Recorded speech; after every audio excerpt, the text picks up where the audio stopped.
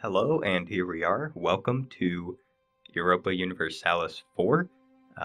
This is version 1.24.1, and I'm going to be playing as the Ottomans with no DLC or expansions needed because there's like a dozen of them released by now, and I think that trying to explain all of them would be cruel, unusual, and very difficult. You can play as any country on the map, and there's over 400 countries on the map, and a couple hundred that aren't on the map that could be. So that's pretty cool. Also, each country starts with the correct ruler and heir in actual history. It doesn't keep going that way. It diverges into your own alternate history, but it starts with a level of detail that's pretty cool. I'm choosing the Ottomans because they are best suited for beginners. Other easy nations, such as Castile or France, have a slightly rockier start and a strong endgame, but the Ottomans have the opposite. They shine early on, and then they kind of start to stagnate later on. But the good news for that is you'll be just fine as the Ottomans, even if you make mistakes or miss opportunities, more so than other countries would at this point in the game. And you do have to start at November 11th, 1444, the earliest start, in order to get Steam achievements. Paradox is a real stickler for that sort of thing. You have to be in Iron Man mode, and you can't like restart old saves over and over again, or else you lose out on Iron Man mode. So you should know that. You do have to play through the game without reloading old saves in order to get achievements. But I mean, you don't have to go for achievements. And so let's just hop right in. Starting on the top left of this cluttered UI, we have our treasury, manpower, sailors, stability, corruption, prestige, legitimacy, and power projection. To the left of all of those is our country's flag, which opens up more menus and submenus about your country. And on the right, we have a list of available agents at our disposal. Below that, we have our monarch points, divided into administrative, diplomatic, and military. And further below, we have a few notifications of varying levels of urgency. Green is less urgent, red is the most urgent. All right, so your government's treasury right here is in ducats. You can hover over a lot of the things here in EU4 to get some basic information. If you want more details, there's usually submenus for that, but hovering over alone can give you a good idea of what's happening. And treasury is what you expect. It's what it's the usual thing of raising troops, building boats, buildings, paying advisors, that sort of thing. You get the trade and taxes and conquests. But if you get below 0, you have to get a loan from the Magic Skybank of EU4, which you have to pay back with interest for some reason, even though you're getting money from nowhere in particular. Well, okay, technically you don't have to pay it back, but your economy would eventually collapse if you don't. I'm just saying that, the suicidal option is still open. Anyway, we have your country's manpower next, which is like a pool of people and various reserves and militias that are eligible to be pressed into the military. Manpower is used to recruit and reinforce regiments of soldiers, which also costs ducats. The maximum amount of manpower a country can have is determined by the sum of manpower in each of your provinces. I'll get into that later. And a base value of 10,000 just for existing. Manpower, the one important thing you got to know about it is that it recovers very slowly. Going from 0 to the maximum takes about 10 years unless you have modifiers. So obviously having little to no reserves is not good because there's no other way to reinforce your army. Sailors are very similar to manpower, but for boats, boat power, the main mechanical difference is that only coastal provinces have sailors, and you don't have a base 10,000 amount. You need a coastline if you want to have any kind of sailors. Stability is a is the level of internal peace and order in your country. It goes from -3 to +3, and you only need non-negative stability, really, because positive stability gives you bonuses, negative stability gives you penalties, but 0 doesn't give you anything one way or the other, and that's just okay. Stability will go down every time your ruler dies, and it costs administrative power to raise it back up. That'll make sense later. Over here is your government's corruption. That's exactly what it sounds like. It's basically a form of embezzlement and flouting your authority. It allows enemy spies to slip through your fingers and your provinces to assert independence from your enlightened governance. It's caused by things like conquering provinces, a disparity in your levels of technology, or having more than one religion exist within your country's borders. One of these things is not like the other. You often have to fight corruption with ducats. Although being ahead of the curve in technology also helps fight corruption. But I'll explain what technology is later. Up next is your country's prestige, which refers to just how clearly other countries on the world stage comprehend your glory. Prestige goes from -100 to +100, with 0 being the sort of balancing point. Positive prestige means your troops fight longer.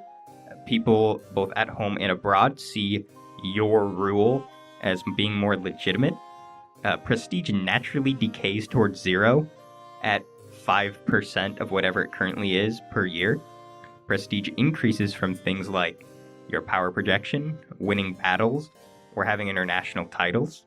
It is lost when you lose battles and wars, or if you refuse to come to an ally's aid when they call for your assistance, or not having control of all your country's core provinces, which basically would mean that you lost territory at some point and you haven't fought for it back. Unlike most things here, prestige isn't that essential. It's just a nice thing to have. This is your country's legitimacy, which is how legitimate your own people see your ruler's authority. It ranges from 0 to 100, with 50 being the balancing point between having penalties or bonuses. Like stability or prestige, having a high legitimacy gives you bonuses and low legitimacy gives you equal opposite penalties. But legitimacy affects different things from those two, even though they all share a similar concept. When your current ruler dies, the heir who inherits your throne may cause the country to jump significantly in stability depending on how strong their claim to the throne is. Legitimacy is increased through prestige, power projection, royal marriages, or having cardinals if you're a papist. It decreases if your heir only has a weak claim to the throne. That's a one-time thing. If your heir inherits the country as a child, or there's negative stability, that sort of thing. Like manpower, prestige tends to rise slowly, so low legitimacy can be a long-term problem. Not all countries have legitimacy. For example, republics have something called Republican tradition, but it does more or less the same thing. And finally, we have power projection. I mentioned this one a few times already. It's a bit complicated for people who aren't familiar with paradox games. Power projection is an indicator of exactly how much you've been dominating your rivals recently. Rivals is, that's a specific term. Rivalry isn't just a word in EU4. It's an official diplomatic state that a country has with up to 3 other nearby countries of similar power. Dominating your rivals, whether by going to war, forcing them to sign humiliating treaties, embargoing their merchants, or becoming too mighty for them to be a valid rival, will all increase your power projection. Almost every method to increase your power projection also decays, which is meant to incentivize you to actually do something on the world stage. Although just having a rival gives you 5 power projection that doesn't decay at all. So you'll usually have at least a little bit on your hands. Keep in mind that any of these counters and their rates of change can be modified by decisions or certain kinds of governments, religions, advisors, and other things. I was only describing general behavior. Some of these resources are easier to recover and therefore more important than others. I would be more protective of manpower, legitimacy, and stability in comparison to some things like prestige. Stability is just a very expensive thing, but big hits to manpower and legitimacy can take a long time to recover. You can recover 20 prestige or so in a well-fought war, but if you lose 20 legitimacy, you might have to spend decades in order to recover that, with no other solution but to wait it out. So we have our three kinds of monarch power down below, as if this game did not have enough counters and resource pools to begin with. We have administrative on the left, then diplomatic and military.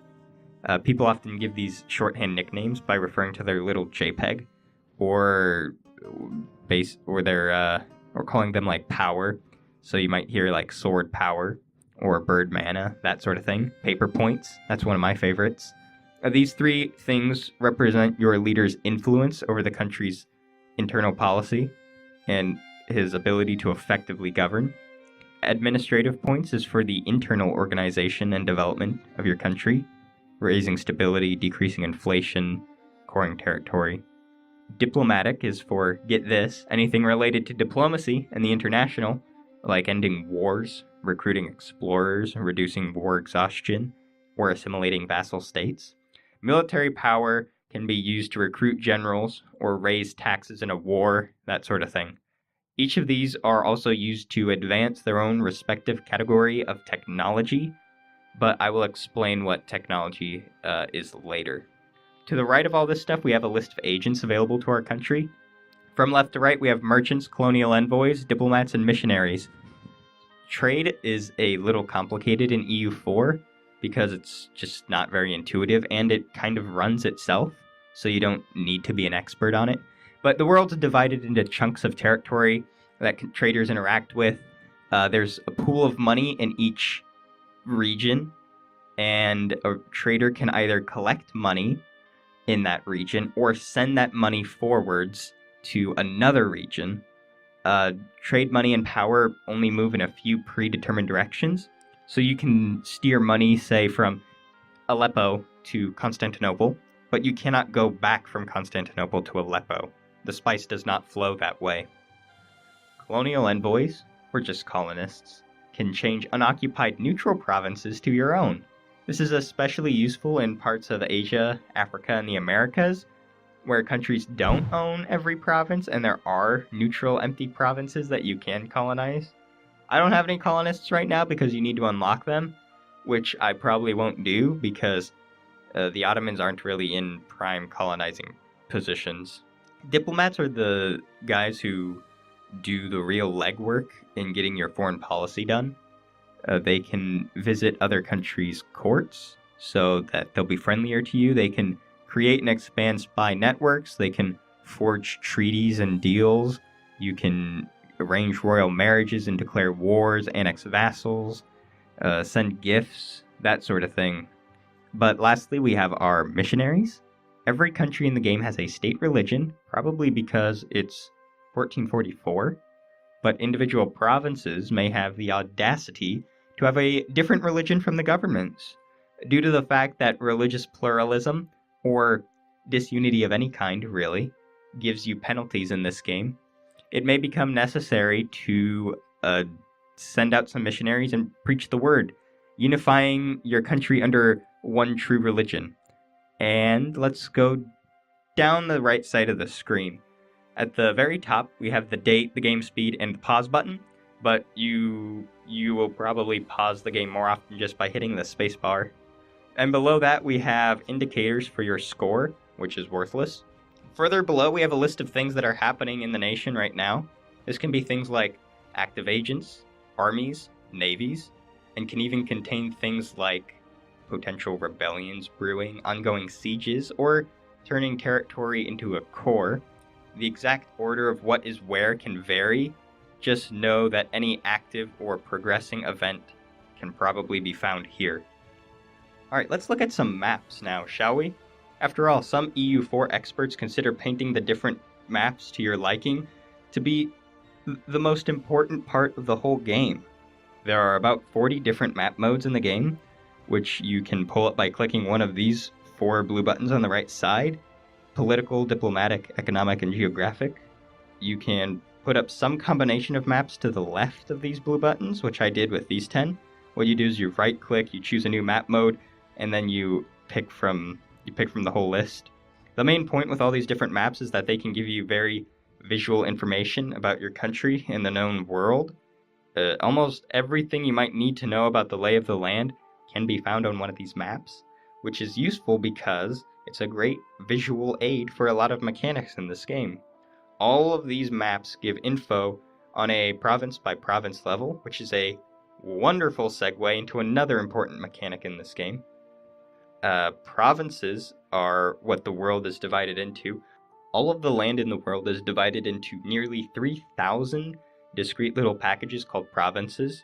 A group of 3 to 5 provinces are organized into areas, which are what make up regions, which are in super regions, and those are organized into continents. Provinces and areas are the most important ones. Provinces act very independent of each other. There are very few cases where something happening in one province actually can affect another province. Left-clicking on one of your own provinces gives you this great big mess of a pop-up. So let's try to break it down. At the very top we have 2 tabs that are for viewing either the province or the area the province is in. Below that we have the province's name again, and well, below that we have the province's name again for some reason. Near this area you will also probably see a little picture of a river, and hovering over that will tell you what river crossing there is from this province to another province, which can be useful because there are disadvantages with crossing a river. Now we have 3 kinds of development, which are shown right below. And base tax is the simplest to understand. That's how many ducats of tax revenue this province produces in a year. Base tax also reduces the time it takes to recruit a regiment of soldiers, but that's incidental. Production increases the amount of goods that a province produces. The picture over here in the bottom right shows what trade good is produced and its flat value. The price of the trade good multiplied by the amount produced is what gives a province its base trade power. Provinces have estuaries and centers of trade. Those ones would be shown here. They have big bonuses to trade power. You can see how many ducats per month this province is producing over here. Provincial manpower is how much manpower the province gives to the whole country. Each point of manpower development is equal to 250 men with no bonuses included, and the amount of manpower a province produces in total is right here, but there is also a map mode for that. What you get out of development can be increased by gaining percent modifiers or decreased by autonomy. Autonomy is an inefficiency where the benefits of development are put back into a theoretical local government and not sent straight to you, the central government. You can manually raise or lower autonomy by 25%, but it costs -10 or +10 unrest, respectively. Also, autonomy naturally degrades very slowly. At peace, it goes down by 0.1% per month. Over here, we have our loot and devastation. When there's a war, all those enemy soldiers living off the same bit of land for months on end will loot and depress the wealth of the province, temporarily. Each regiment in a province can take a bit of money from the province, and the province becomes devastated, which means that it's just not as prosperous for a time. Alright, this is unrest, and unrest will eventually start a rebellion. How that works is that when there is positive unrest, there will be sort of discontent, and people will build up and store weapons or something like that as they're preparing for a revolt. And based off the amount of unrest in whatever number of provinces, there's a chance that the rebels will become more prepared to actually rebel. So there's 2 percentages. There's the chances that that their preparedness will increase, and there's what level of preparedness they are to actually like rise up. There are 6 main types of rebels in the beginning of the game. There are peasants, nobles, particularists, pretenders, zealots, and separatists. Each one has their own different triggers, goals, and army composition. And to the right of all this, that is a list of countries who have some kind of justification to owning this territory. Those come in 2 main varieties. There's claims and cores.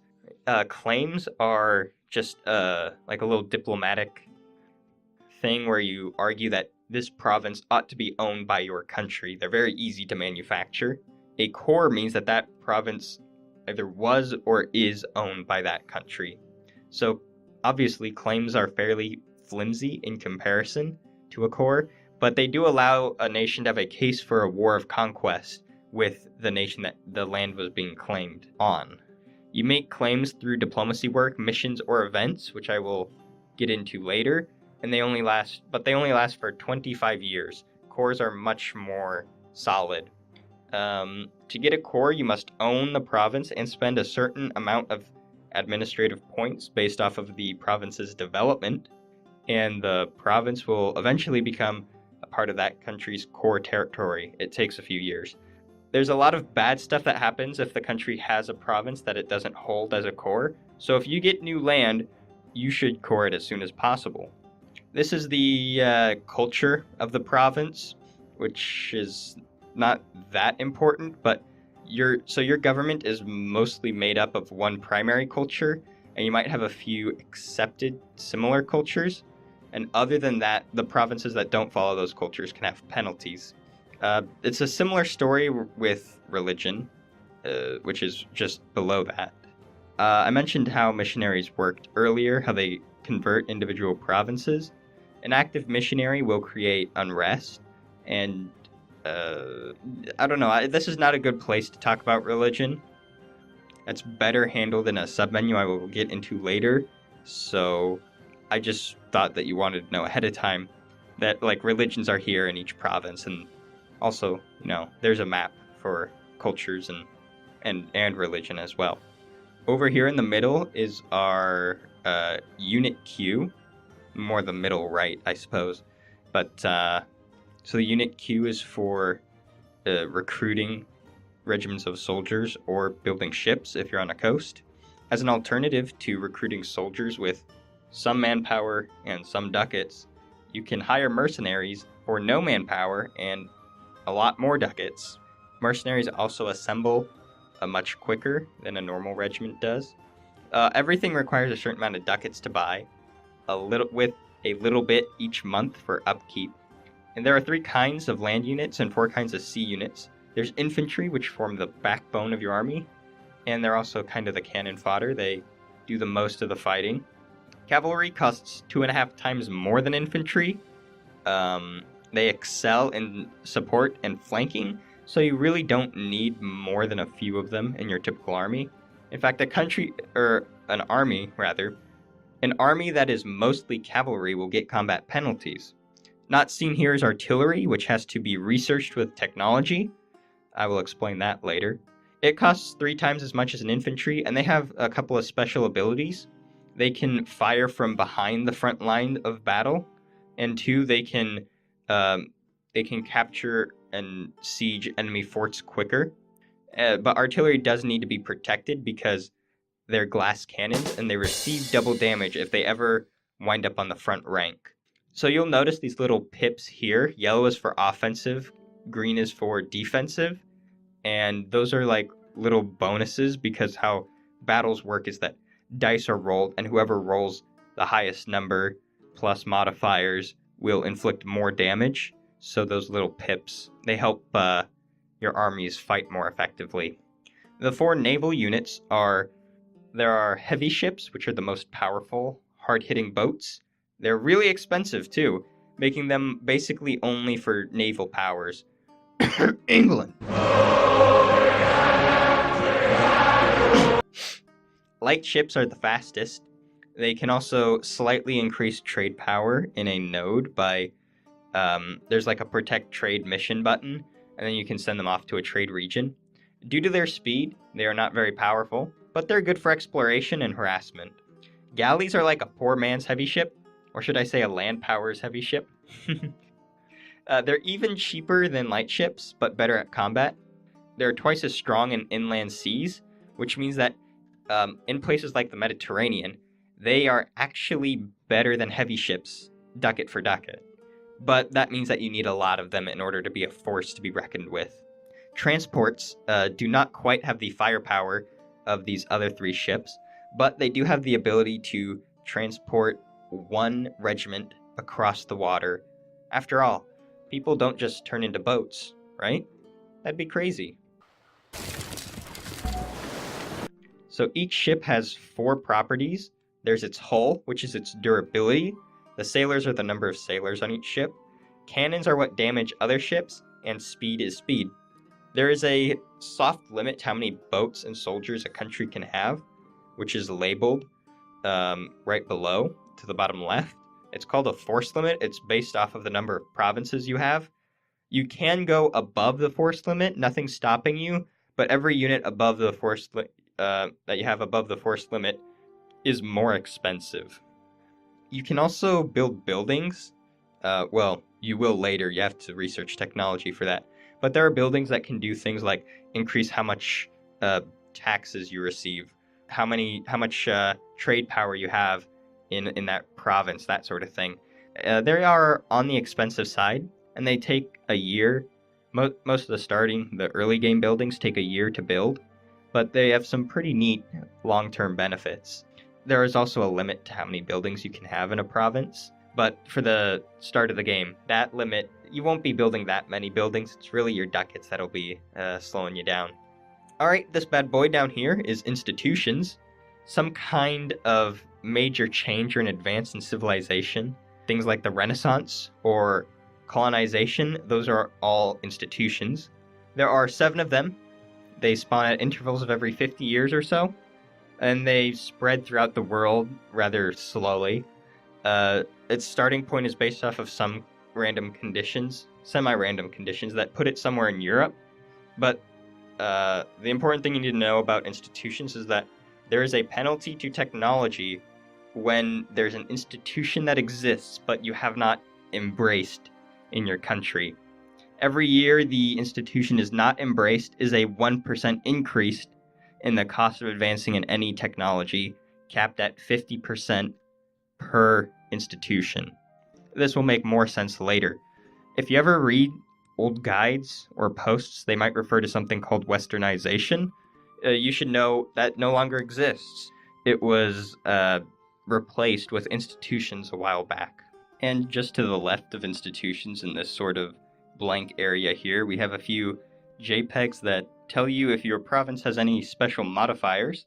This includes things like if the province is in an estuary, or it's a center of trade, or a center of religion, or if it has the plague, the autonomy has been raised or lowered, that sort of thing.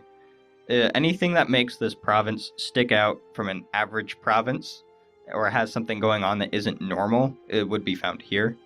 And the JPEGs over here will state if this province is in some kind of special territory or not, which doesn't happen very often, so you don't need to know that. Also, there's usually a map for that.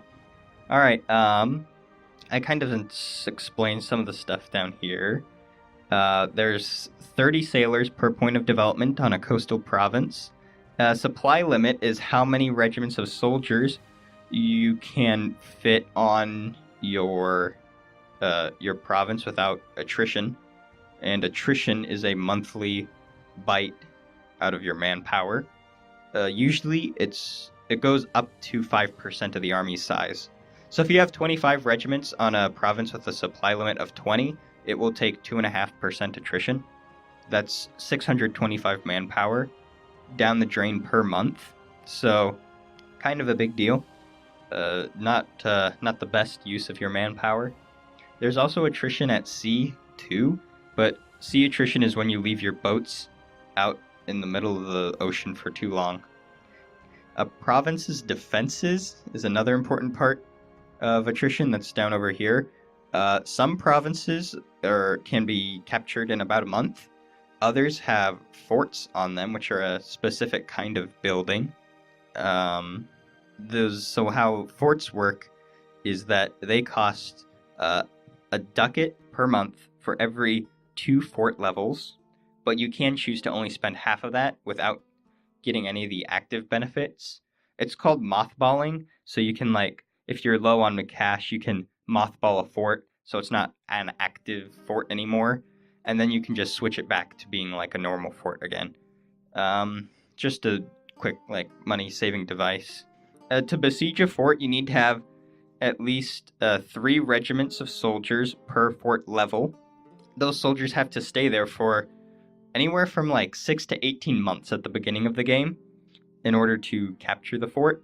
They are taking attrition the entire time, which can chew through your manpower. So it's a good idea to just have like the minimum needed to properly besiege a fort, with a supporting army nearby if the attacking army sends a relief force, which they often do. You can even throw in a few mercenary regiments of infantry if you have the ducats and you don't want the hit on manpower. I'll explain how forts are captured exactly in more detail once I go into how wars work. Alright, trade power. I think I kind of talked about that. Anyway, I think that's it. So let's do a quick rapid fire of the area tab. So the state tab, state name, the state name again, the button to change a territory to a state, or back. State income is pretty stupid, is pretty irrelevant. State maintenance, that's just there because no one will siphon off all of an area's wealth to you for free. Alright, so this is a list of all the provinces in the state. There's a map for that. Whether or not you have a core in each province, who owns the provinces, which, like I said, is slightly different because of conquests, each province's development, the religion, and the culture, any forts in the province, and how devastated provinces are. Alright, I'm done with that. Let's move on to something else. Okay, let's returning to the top left, we have our national flag, which, if you remember, isn't just for decoration, because if you click on it, there's more submenus. It's submenus all the way down. This video is going to be really long. These submenus, it's called the information bar. It has all the information about your country that you could want. It's there in detail. You just have to find it. We have the court, the government, diplomacy, economy, trade, technology, ideas, missions and events, stability and expansion, religion, military, and subjects. If I was ever mentioning things that I said I would get into later that wasn't about warfare, it's because I wanted to explain how it works here. So let's get cracking. Monarch's Court shows your current ruler's name, age, gender, and competence, so you get 3 of each monarch point per month by existing, but also your ruler's competency can add on to that.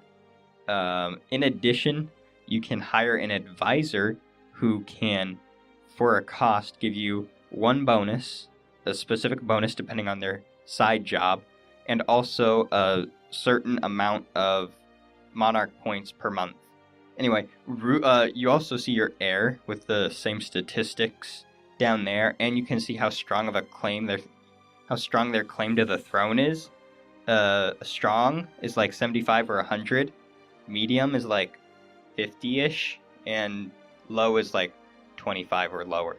So low and medium claims, when the heir inherits, may have to fight off pretender rebels to like solidify their ascension. If your heir is a child when your current ruler dies, the country will be ruled by a rather inefficient council of noblemen until the heir turns 15. So here's the exact amount of monarch points we make per month in total, and the maximum amount that we can have at any time. And we have each of our advisors that we can get to the left of that. So a level 1 advisor has a starting salary of 1 ducat per month, although you can get a level 2 advisor for 4 times as much, and a level 3 for 4 times as much as that. Then their pay slowly increases. I think it's like 1/100 of a ducat a month increase per year or something like that. Not much of a raise, but whatever. So these advisors can be expensive. Having a level 1 just to start out with is 3 ducats a month. So just keep that in mind if you get them. Although you can fire them after a certain amount of time with the boot. That's to the right of their name. Alright, we have the government tab right here. Some basic information about what kind of government this is and how big it is can be found right here. The Ottomans are at a kingdom rank with a unique kind of government called the Ottoman government. It's basically a variation of the normal European feudal monarchy. To the right of that, we have little JPEGs that show any modifiers that affect the country as a whole. You can hover over them to see what that modifier is and how long it is in effect. Below that, we have the cultures in our empire. I explained these a little bit. So there's your primary culture. Any core of your primary culture never expires. But cores that do not have your primary culture will eventually expire if you somehow or other lose them. That's one thing that you have to keep in mind. So there's a couple of different ranks. There's like primary culture, like I said. There's also accepted cultures. And those are ones that are given a kind of privileged status in your nation. It costs 100 diplomatic points to get an accepted culture, or to get a non-accepted culture into an accepted culture, and you have a limited amount of slots. So non-accepted cultures have penalties. If they're in the same cultural group as the primary culture, that penalty is a lot smaller. Now we have diplomacy, and I'm not going to sugarcoat it. This one is a bit of a doozy. There's a lot going on here. There are 2 diplomatic menus, one for your country and one for everyone else's. Both of them have the same stuff on the top. On the top left, they have the national flag, the state religion, the name, the government rank, a picture of their technology group, that sort of thing. There's the ruler and stats, and you can also see that who their heir is.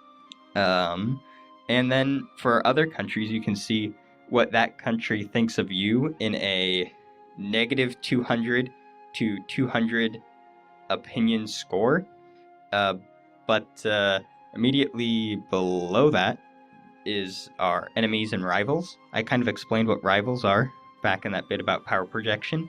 So enemies are countries that rival you. Rivals are countries you rival. The red and black shields, they show that there are countries out there that I can rival and that I don't have the maximum amount of rivals needed. So to start out with, I'm just going to rival the Mamluks, the Karakoyunlu, and Venice. Below the rival sections, we have rows and rows of any possible kind of relation that you have with any other country in the world, organized by what that relation is. So there would be a list of all your allies, of all your marriage alliances, and all the countries you have a truce with, that sort of thing. On the lower right, we have a couple of different things going on. It actually depends on whether you're looking at your diplomatic interface or somebody else's. But in both of them, there is a tab that has a list of countries, their opinion of you, and your opinion of them. On your country, you have this button down here that you can use to release a country that isn't on the map but could be formed. This is most useful for a releasable country that you don't have all the cores for, but only a few. That way, you can give them the rest of the lands that they need in a peace deal with another nation. And then you can peacefully annex your vassal later, which you can do because annexing a vassal costs diplomatic points, but conquering territory costs administrative points, and also there's rebellions and unrest that's caused by conquests. Alright, so the diplomacy tab for other nations can be seen by clicking on their flag somewhere in here, or by right-clicking on one of their provinces. From there, you can initiate all kinds of actions, like declarations of war, making and calling alliances, influence, which is bullying little countries around, relations actions to increase or decrease a country's opinion of you, dynastic actions to set up diplomatic marriages, covert actions to create spy networks for nefarious purposes, sending gifts and offering loans and getting permission to send soldiers through their provinces. Almost every tab here that is used to initiate a sort of relation it's the same tab that will be used to stop that. So the Form Alliance tab will be Form Alliance, and then it'll turn into Break Alliance if there's an alliance with that country already. To avoid any faux pas you might commit in proposing international agreements, Paradox has helpfully included a green check mark to indicate an action a foreign country will agree to, or a red X to show something a country does not agree to. Really quickly, spy networks are best used for the first half or so of the game to create claims on other countries. You can get claims in the two other ways that I mentioned, and using spies may generally give you fewer claims, but they're the most everyday one, and you have the most amount of choice in what you can claim. Diplomatic marriages are useful for any country because they improve your relations. They're even more useful for Christian monarchies because among Christian nations, there is a chance that a ruler dies without an heir. This new ruler is picked based off of the countries with diplomatic marriages to it, so there can be different countries ruled by the same dynasty. And that is a good way to set up for having multiple countries ruled not only by the same family, but by the same person. That is called a personal union, where one nation is subject to another nation by virtue of the fact that its ruler is also the ruler of somewhere else. There are a few unions that are scripted events, but outside of those, it's really a matter of Christian nations sort of playing a Game of Thrones, so to speak. Now it's the economy. This is full of incomes and expenditures, and a monthly balance of ducats. You can also see inflation down over here, and there's the button to reduce inflation. No need to obsess over it, just don't let it get more than a few percent. We also have the country's total development and war exhaustion. War exhaustion is how done people are with the war, basically. And down here we can ask for a loan. You can take out a loan at any time from the Magic Sky Bank of EU4, not just when you hit negative ducats. Other nations can offer you a loan, which you have to pay back with interest. You don't have to, but eventually the other country can have an opportunity to go to war against you, and if you extend your loans indefinitely, you may have to declare bankruptcy, which is not fun. I've never declared bankruptcy, I haven't needed to yet, so just try to avoid it if possible. You probably aren't going to be using trade as much as the others. If for a beginner, trade is more supplemental.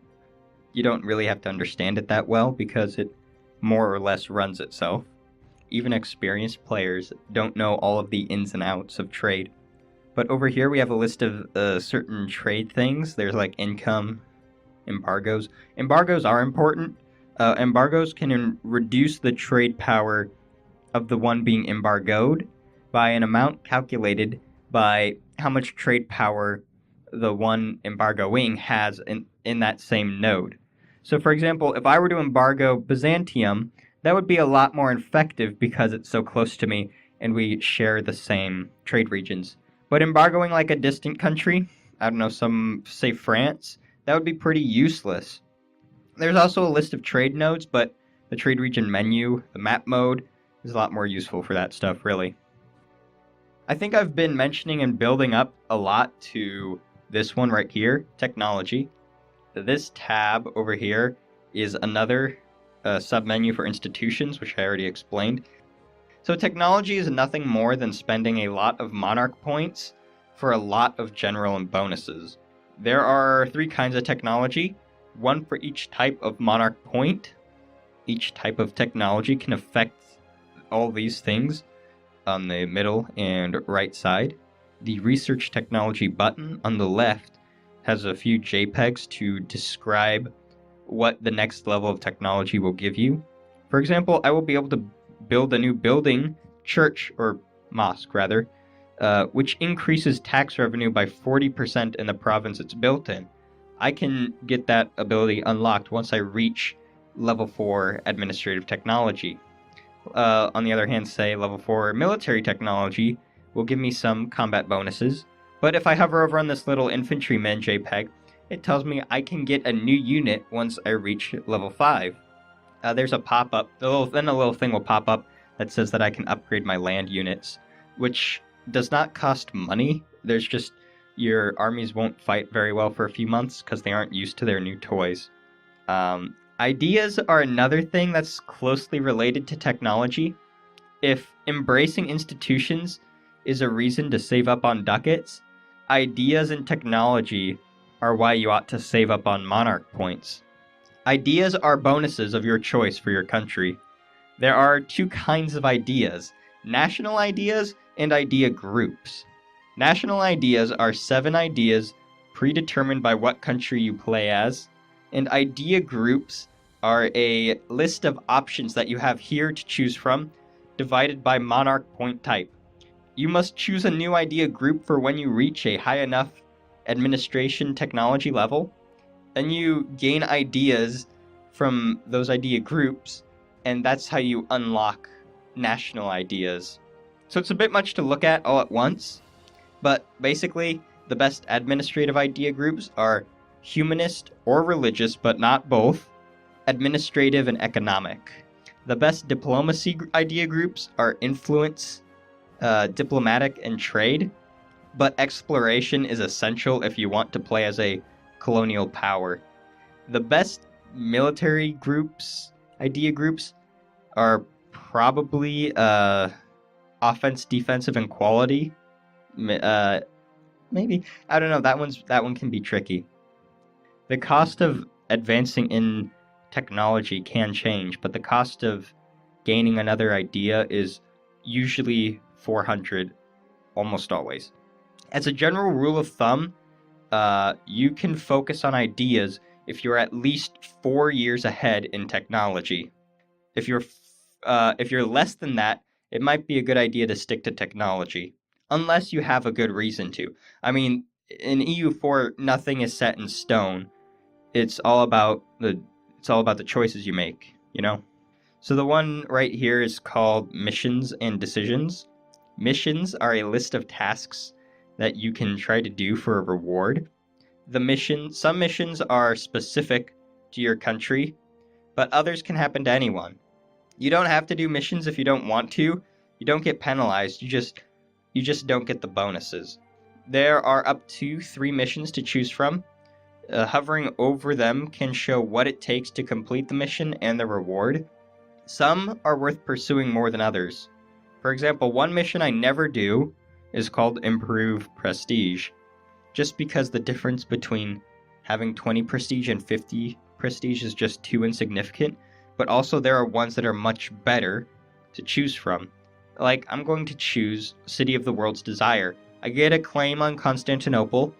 It would normally take a year to build up a spy network in Byzantium to fabricate a claim on the city, but now I just have one automatically. And that claim will give me a casus belli against Byzantium and make it easier for me to core Constantinople and make it a part of my empire. It has very high development, which makes it quite expensive, but a claim actually can reduce that number of administrative points needed by 10%. So that's what missions do. Decisions are choices that you can make if you meet the conditions necessary to make them available. Unavailable decisions have this envelope grayed out, rather. Right now, there are just a few general bonuses and penalties I can choose from. You don't have to take a mission if you don't want to, but I don't believe they can be undone. It's take it or leave it. Some nations have special decisions that can change even what country they are. There's about 40 or 50 formable nations. So, like, some Italian countries can have a special decision to form the Kingdom of Italy, or the Grand Duchy of Muscovy, if it has the right provinces, can become the Empire of Russia, or that sort of thing. Stability and expansion has a lot going on, but all of this stuff just relates to the internal stability on a nationwide scale. I think of war exhaustion as being, how similar is this war to Vietnam? It's a measure of how badly the people want out of the war. It raises unrest and slows recruitment time, and is caused by attrition, occupation, and losing battles. It costs 75 diplomatic points to reduce war exhaustion by 2, but it decays by 1/10 per month while you're at peace. You can boost your stability right here. It costs administrative points, but I've already explained that. Declaring a war without a casus belli, or declaring a war that breaks a truce, will cause war exhaustion to increase and stability to decrease by a lot right from the get-go. Below stability, we have the number of states we have in the country, the number of territories we have, and the number of states we can have. The upper right, we have a list of disasters. A timer will tick every month you meet the conditions of the disaster, and disasters usually have just some variation of causing your stability to take a nosedive into a kiddie pool. It will generate lots of unrest to ruin your day. They're a lot of fun. Below that, we have an indicator for overextension, which is what happens when you own provinces that you have not cored. Overextension causes you to gain unrest and corruption, so not only do you lose money, but everything is more expensive as you're losing it. Even if you don't make your provinces into states, you gotta core your provinces right away, people.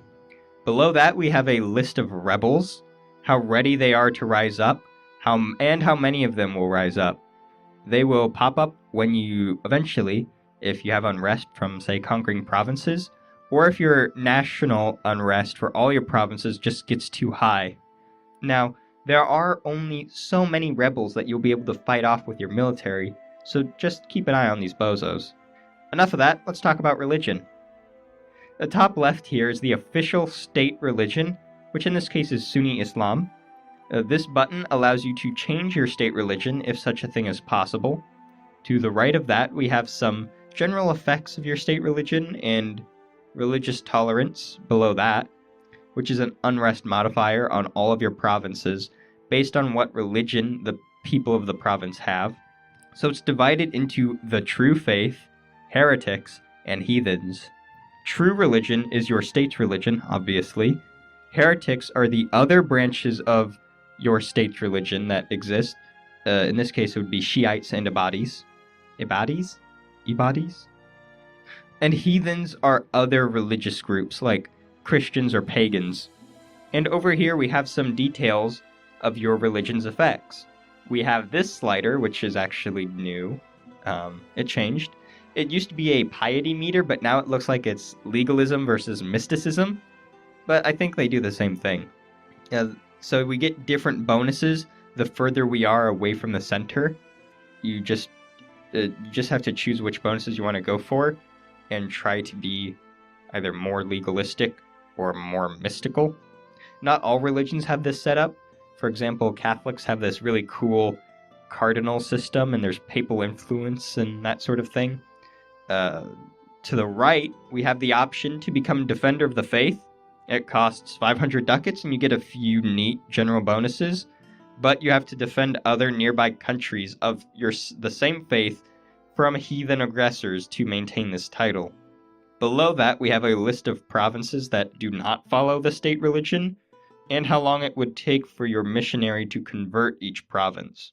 These provinces are lowering your religious unity, which gives you penalties like corruption, unrest, and increases the cost of raising stability. Petty things like pluralism and tolerance have rather little place here in EU4. Here we have a metric ton of information about your military forces. We have the technology group, which determines what units upgrade into what by clicking on their tab. And we have the 3 types of units, along with their cost, combat ability, fire, shock, and the number you currently have. Below that, we have the same thing for boats, but with their own stats like hull size and cannons. Down and to the right, we have the number of military leaders you have and how many you can have without having a penalty. And the buttons immediately below allow you can recruit a general, a conquistador, an admiral, an explorer, make your ruler a general, or make your heir a general. You have to unlock conquistadores and explorers, and your rulers die quicker when they're in active duty, so that's just one thing to keep in mind. You can also recruit a general or an admiral by left-clicking on an army, and then there's a leader or no leader button at the very top middle, and then you can click on that and it opens up a similar tab. So to the left of this, we have a lot of useful information about how effective your soldiers and sailors are. We have things like tradition and morale and the force limit of your armies and navies. Tradition gives you bonuses for morale and morale recovery, and the sailor or manpower recovery speed.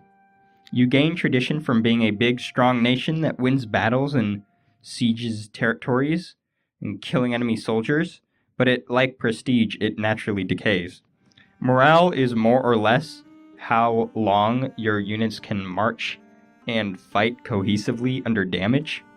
I sort of described force limit earlier, how it's a ceiling of how many units you can have based off your province, the number of provinces you have. And each regiment going over the limit increases their cost. We also have ship durability, which is exactly what it sounds like. Tactics reduces the damage. How's it work? Tactics reduces damage to your troops. Discipline increases the unit and morale damage you inflict, and decreases the unit and morale damage you receive by that percentage. Defensiveness makes sieging provinces take longer. Siegeability quickens how long it takes to siege another country's province, but that's listed way down there for no reason. The cavalry-infantry ratio refers to what percent of cavalry to infantry you can have in an army, and a percentage of cavalry higher than that will get a 25% tactics penalty in battle. There's also combat width. That's how many regiments can form a single line and actually take part in a battle. Any soldiers more than this will be in the second row taking the back seat until they can go into the front line. And that's where the cannon's special abilities of firing behind the front lines comes into play.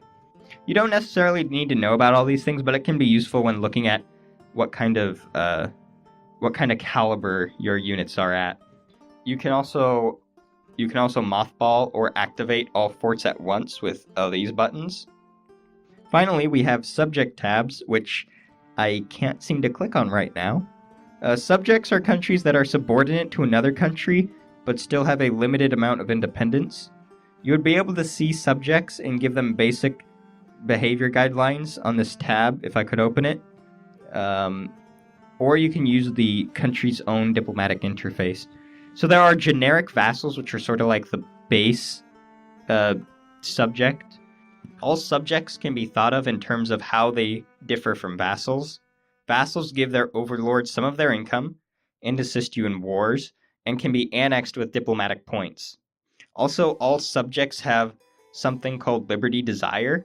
They won't pay their dues or cooperate with you in a war if they have a liberty desire of 50% or more, and they may even try to declare a war of independence if they're at 100% liberty desire. At this point, I would describe a good traditional Ottoman opening. The bad news is that version 1.23 changed a lot of stuff in the Middle East. The Ottomans really got nerfed, and I'm not really used to it yet, so I don't know the optimal strategy anymore. I'm just going to show you some of the basics about sort of like setting up merchants and making alliances and declaring wars and all that, and then call it good. So let's start the game. Notice how every day ticks by in EU4. You don't really get that. You don't get that in Civ either, now, do ya? All right, I'm gonna buy some spy networks with one of the little countries like Kandar or whatever. They won't be around long enough to matter. Oh well. You do that by right-clicking on one of their provinces, going down to Covert Actions, and build spy network. Once the network is big enough, I can fabricate claims right there, or by left-clicking the individual provinces of that country and pushing that button near the top middle. I'm also going to arrange for an alliance with Dulkadir, because they usually accept the offer and they're small enough that you can convince them to be your vassal without even going to war over it. Again, right-click one of their provinces, alliance options, offer alliance. Any mutual agreement will have either a green checkmark or a red X on the right. I think I already actually explained that. So anyway, I've sent off my diplomats. I'm going to get my merchants operating at, well, maybe not full efficiency, but pretty close to full efficiency.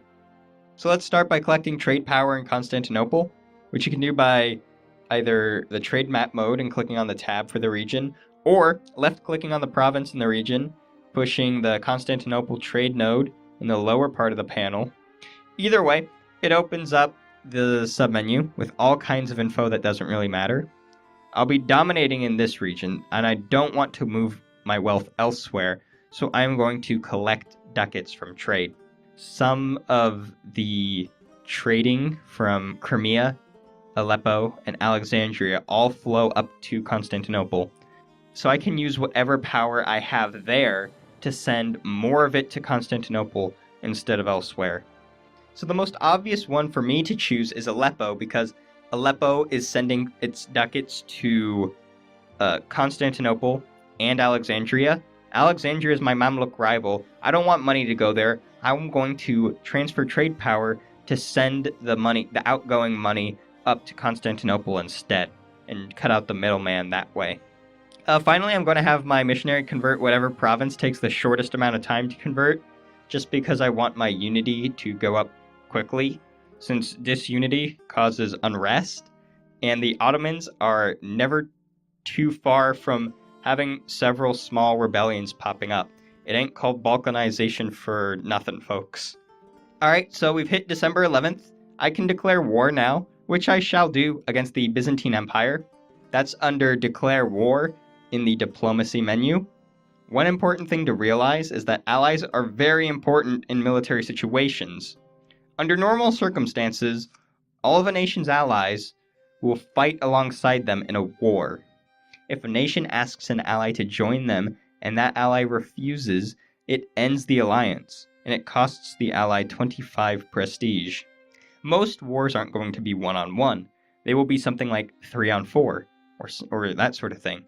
You may be able to only get by with a few small allies if you're a large nation, but most of the time, you will eventually need to have friends.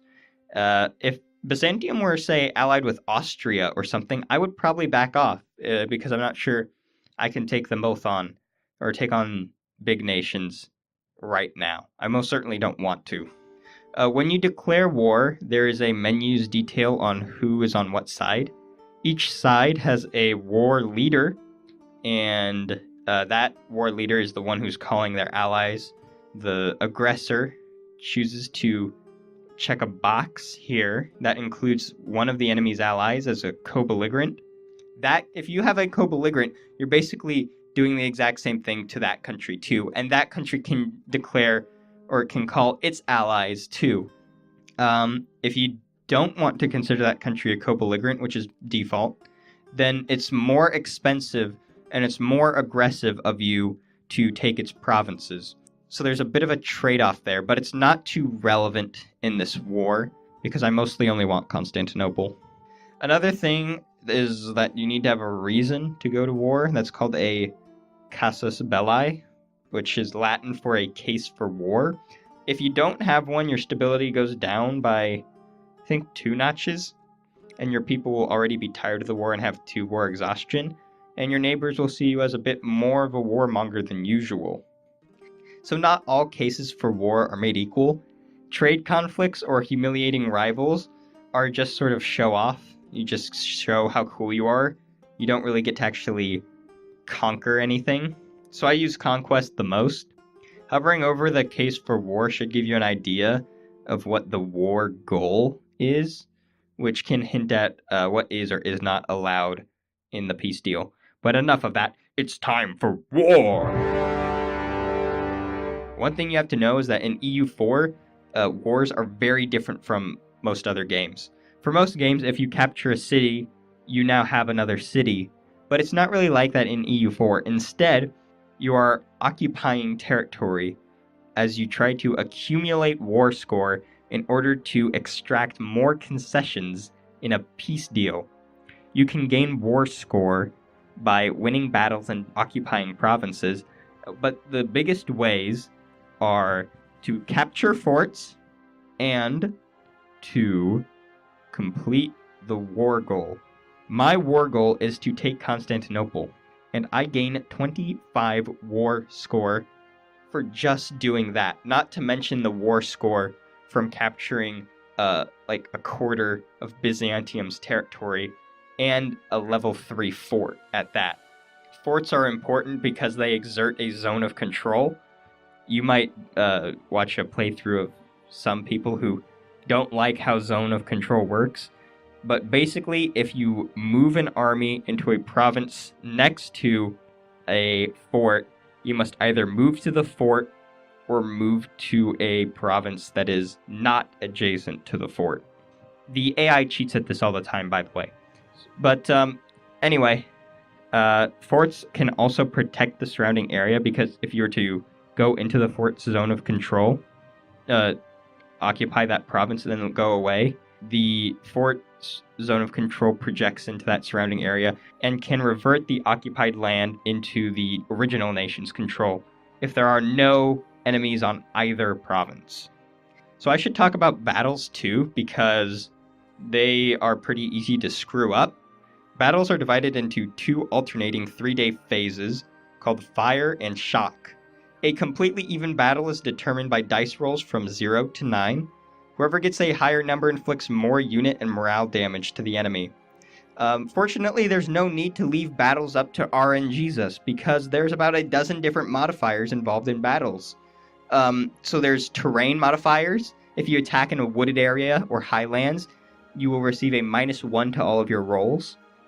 This is not to be confused with crossing penalties, which are from crossing rivers or making amphibious landings.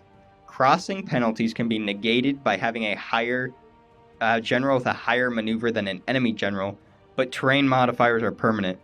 So if you have a lower maneuver general and you cross a river into a forest, then you'll have -2 to each roll in the whole battle, which is enough to turn the tide, really. Another important modifier is how good your general is compared to the other. So the difference between your general's fire or shock minus their general's fire or shock will give you, can give one army an edge at one or both halves of the battle. And then there's the pips that your units have that can also give you an advantage, similarly to how generals do. But it's pretty rare to have units that are entire pips better than the enemy. So that's how nations can skew dice rolls. You can also skew damage calculations with things like combat ability, tactics, and discipline that can change how many casualties you inflict and how much you receive. And the men who get killed are what directly affects morale damage. But I explained most of that stuff earlier, so I won't repeat it. So in battles, you're not fighting to the last man, you're fighting to break the enemy's morale, and then they'll flee, and they can't fight, and they're weakened. And then you can crush them. You can usually wipe them out then. I think that's a good enough preview of how battles work. I hope that explains where quality meets quantity in EU4, and why it's important to have a general, and most importantly, how to choose your battles. Of course, if you have an overwhelming force, some of the stuff won't matter as much, particularly in the early game, but hopefully you can figure out how how it works in more detail by the time you actually get to the later part. So, hey, what's up with sieges? Most provinces can be captured in about a month, but these forts seem to be taking forever. Let's get that siege menu pulled up and see what's up. Sieges have a die roll every month or so, from 1 to 14. You need at least a 20 for the fort to surrender. How? Modifiers. If you roll higher than a 4, you can gain a point or 2 to your future die rolls. In addition, a general siege skill is added to the mix, as well as any cannons that you might have if you have them. They're a real game changer.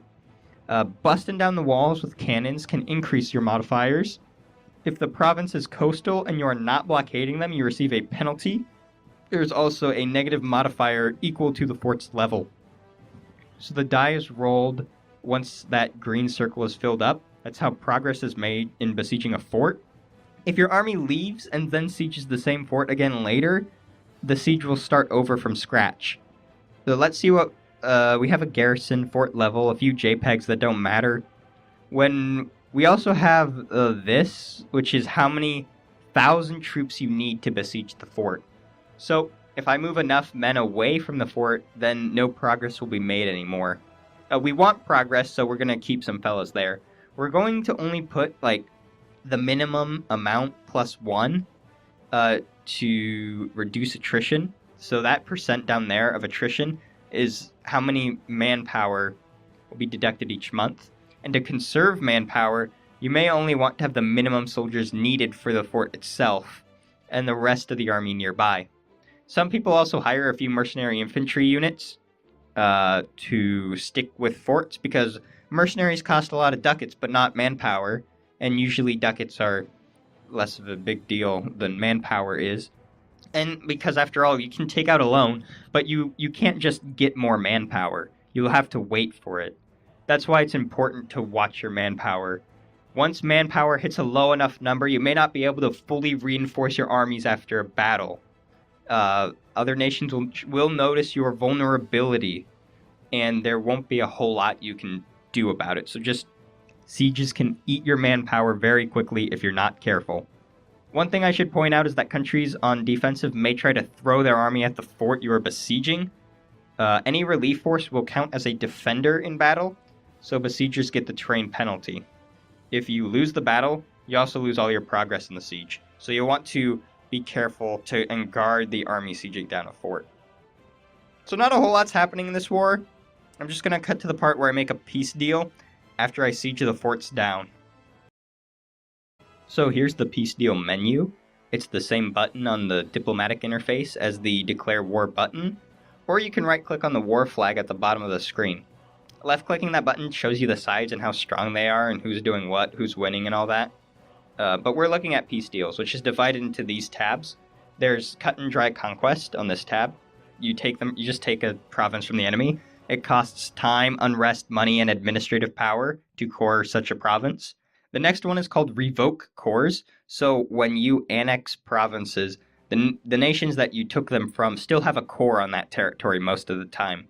So reconquests are much easier and cheaper than conquests. So there is a use in forcing nations to give up its core territorial claim that it has on your provinces. Next up, we have the option to return cores to a third party. So if, say, Hungary conquers half of Serbia, and then I'm beating Hungary bad, really smashing them, then I can make them give those provinces back to Serbia if I want to. You might choose this just because you feel like it, but it is useful if you have a vassal that does not have all of its cores. This tab is the tab that you'll use to make that country give cores back to your vassal. So that's the strategy that some people do to save on admin power. They will conquer territory, release a nation as a vassal from it, which is in their diplomatic submenu, so they can fight the same nation again and have them return the rest of the vassal's cores, and then annex the vassal for cheaper. Then there's also forcing a nation to cancel its subjects, which make them independent nations. You can force a nation to release a new country within its cores. That, for example, there's a nation in the game called Morea. It's there, it has cores, it's just not on the map. And I could force Byzantium to put it on the map. This one forces somebody to cancel diplomatic relations. So if I fight Hungary and I barely beat them and their allies, I can make Hungary break its alliance with, like, Austria or something. And that'll be useful if a country has powerful allies and you really don't want to fight those big countries again. Lastly, we have tribute at the bottom. There's the tribute at the bottom, which is straight ducats. But there's also tribute on this tab, which can be things like vassalization or giving trade power or prestige, that sort of thing. And right here, you can see how much war score and diplomatic power is needed for each action and how much prestige you get out of it. Below is a summary of the piece, what the peace deal does. To the right, we have the sum total of the prestige gained, the diplomatic power cost, aggressive expansion, overextension, and administrative power needed to core any provinces that you are annexing in this deal. Do not let overextension or aggressive expansion get too high. Some people will tell you, oh, don't worry, aggressive expansion and overextension are just numbers. And those people are either really good or really bad at this game, because the stacks and stacks of enemy troops and rebels that will rise up against you are also just numbers, too. If aggressive expansion is greater than 50 for a group of nations, they can all unite together for the sole purpose of beating you down as a coalition. Overextension will cause unrest until provinces are cored, but high overextension can be enough to tip the scale so that rebels that don't normally spawn can start spawning, and they might actually be stronger than you. They might have a shot at enforcing their demands. And with that, though, I've run out of things to say, really. I hope I was making sense for most of it, at least. This little video might not make you know everything there is to know about EU4, but with it you can learn anything, as with this sort of general base knowledge. I didn't really talk about DLC because there's just so much of it. In terms of things that aren't worth it at full price, I put EU4 DLC right up there with college textbooks. But if you have some money, Art of War, Common Sense, and Rights of Man on sale could be a good idea because they really add to the game, particularly in terms of things that should have been included in the first place. For more guides and tutorials on EU4, I would suggest either Dark Fireslide or DDR Jake. They have some pretty good videos on YouTube about battles. Roomba did a tutorial series where he's teaching somebody to play Scotland, I think? So he's teaching a fellow beginner. You know, that can be interesting, that can be useful. Quill18 does an intro to EU4 for dummies as Castile. All that stuff is some hours longer than this, though, and some of the info is outdated, but it's still useful overall. The EU4 wiki, which I think is eu4.paradoxwikis.com, I'll put it in the description. The EU4 subreddit, r/EU4, and Paradox forums all have lots of good info in there. Almost every question about the game has been answered between those three sites. I couldn't have made this without them. I probably would have never learned this game in the first place without them. My final bit of advice is to play until you screw up, find out what went wrong, and then if it's bad enough, to restart, or to load a save if you're not doing Iron Man. I personally learned the ropes just by doing that over and over with the Ottomans about a dozen times. If you don't want to be the Ottomans, Castile, Portugal, and France are also pretty simple to play. You can always go back to an earlier version of the game when the Ottomans are like really dominant and can conquer Asia Minor much easier and quicker. Although I suppose if you can play the Ottomans after version 1.23, then you can also give Muscovy a whirl too, I suppose. With that, just don't forget to hover your mouse over everything and have fun and good luck. See you next time.